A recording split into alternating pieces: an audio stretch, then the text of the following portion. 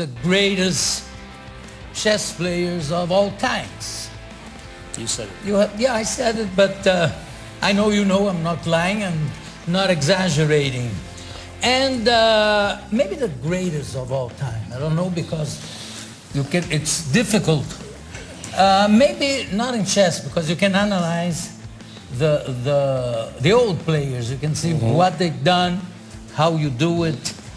And why did you stop playing professionally in 2005? Look, you reach your limits. It happens. And for me, it was not just winning or losing, mainly winning, of course, but it was about making the difference. I see.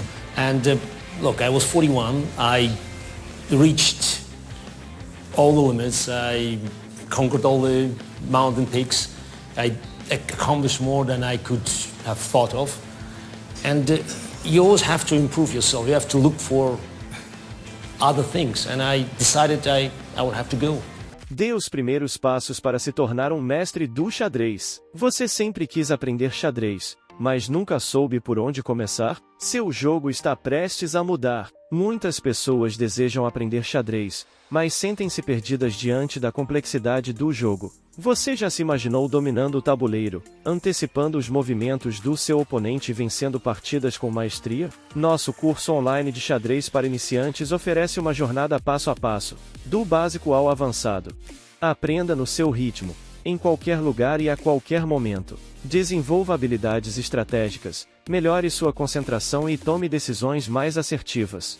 Inscreva-se agora e torne-se um mestre do xadrez. Oferecemos uma garantia de satisfação de 7 dias. Se por algum motivo você não ficar completamente satisfeito com o curso, basta entrar em contato conosco dentro de uma semana após a inscrição e nós reembolsaremos seu investimento sem questionamentos. You didn't go after the suitcase? No. I waited in Buenos Aires. So with the girls, why didn't you go to get the suitcase and stay with the girls? Because in Rio? I had. Yeah, there are girls in Buenos Aires also. And in 1992 I had other things to do there, but this trip is the longest one because there are certain things that are probably happening. Chess is expanding, and there's a lot of support from top officials here for chess and educational system, and that's my top priority now. And hopefully, early next year I will be able to open Kasparov Chess Foundation here in São Paulo. Oh, that's fantastic. Yeah. That's fantastic. And to put all kids learning it's not about learning chess to become great professionals, but it's about learning chess to improve educational skills. So it's already proven beyond any doubts that chess in educational system helps kids, and I think that it's a very cost-effective system to improve education. Could you give us an example? I give you one example. For instance, it's an experiment run in Germany, just by one of the German universities. They had two classes. One class had extra hours of mathematics. Another class, same class, parallel, had extra hours in chess. At the end of the year, they compared results in mathematics, the test. The class was chess 1. So, but moreover, it's about a social integration, because it helps kids to gain some self-esteem, it improves their attitude, sense of logic, confidence, and discipline. So discipline, plus now it's related to the computers. So just it could be part of the computer learning. So I think there are so many great things, and at the end of the day, it's cost-effective because you don't have to build a stadium, a swimming pool, a tennis court. So it's there. It belongs to the school classes. And today, chess is considered an Olympic sport, right? No, it's going to be? No.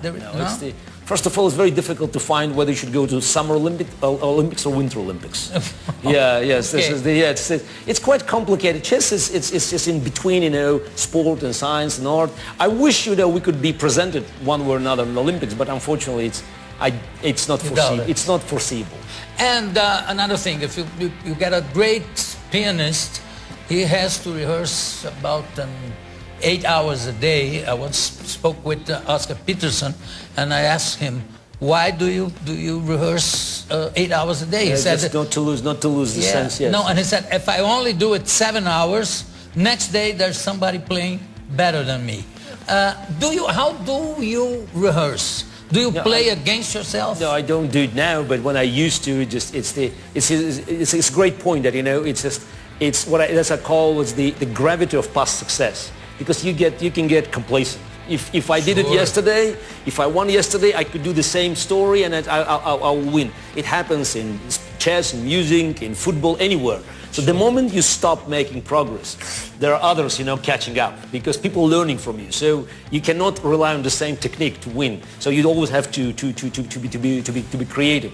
Now, I was always trying to improve things. Just I was looking for new options. So with computer, with my coaches. So I was not just preparing, you know, for a specific game, but just conceptually how to move the game forward. In fiction, there are stories that the opponent makes one move and the champion knows by this only one move how he's going to win the thing. Do you think it could happen? No, it's more fiction. It's more fiction, because when you have you know, professional games, so it's not often you can see that everything to the end. So what happens is that, you know, you evaluate number of options, and it's more like, you know, just probability rather than precise calculation. So it happens, you know, that you can see 10, 15 moves, but it's not a rule. It's an exception. How many moves ahead can you calculate? No, if it's a straight line, Average. if it's a straight line, you could do 15 moves. So you just see, no, it's a straight line. But normally you operate within 4 to 5 moves. My greatest combination in 1999 against a Bulgarian player who later became the world champion, it was 15 moves from move 1 to the final. But actually I didn't calculate it, I just saw it, you know, I saw some lines and then I recognized that it would be here. So it's like, you know, the lightning. Yeah, so you see it happens. Normally, again, we operate within 4 to 5 moves. Another thing, I'm sorry to ask you so many stupid questions sometimes. It's natural. I will tell you. If you ask stupid questions, I'll tell you. Okay, yeah, thank you. I'm not shy. What's the difference, and why did they came up with the chess game where you have time to do the play? No, but it's the time is a very important factor in decision making. So we just when we do anything, so just you can't take indefinite times. You know, if you do it quicker, you are better. Sure. So that's why in chess time is a factor. You know, you have to do it within a certain amount of time, because otherwise the game could be indefinite, and it forces people to make decisions based on a time factor. So it's harder also, right? But it's you know, I think that every decision we make, you know, it just includes material factor, time factor, and equality factor. So if you try to exclude time, you know, then the quality, yeah, exactly, it immediately affects the quality of your decisions. And psychological, when you're faster than your opponent, it's a pressure on him, sometimes, right? yeah, exactly. Having more time means that at a crucial moment you can save extra time to think. It's in every game, you know, you have to look for a climax, because there's a certain moment where a climax, and when you just have to use all the power, because you cannot play with all the power all the game. So just you have to say, this is the moment. And the great players, you know, they can smell it. So just that here is the moment. Now I have to concentrate, because the moves that I make within this sequel, 2-3 moves, these moves, they could be absolutely decisive. Same in life, you know. You can have many tasks at your job, and many days it's just mediocre. But certain decisions you make, they could affect the entire life. It changes the hunted into the hunter. It could be whatever. So just, you know, and if you know how to identify the climax moment of your life, you could be the winner, or otherwise you'll be the loser. There's someone here that is a Brazilian champion. Giovanni. Giovanni. Where is he? Giovanni. Oi, Giovanni. Tudo bom? Acompanhando aqui, babando o Kasparov ou não? Estou esperando a oportunidade de pegar ele numa partidinha. Até agora ele não me deu nenhuma chance, não. Waiting the opportunity to get you against the wall. No, Giovanni is doing a great job in helping me just to improve the status of the game in Brazil and the whole continent. That's good. And politics. What about you run for president? No, please. But don't mislead your audience by using words, elections, running, campaign. I just said politics. Yeah, it could be chess politics. Yeah, chess politics, it's another story. But but people, you know, just people who used to grow up, and again, your audience is quite young.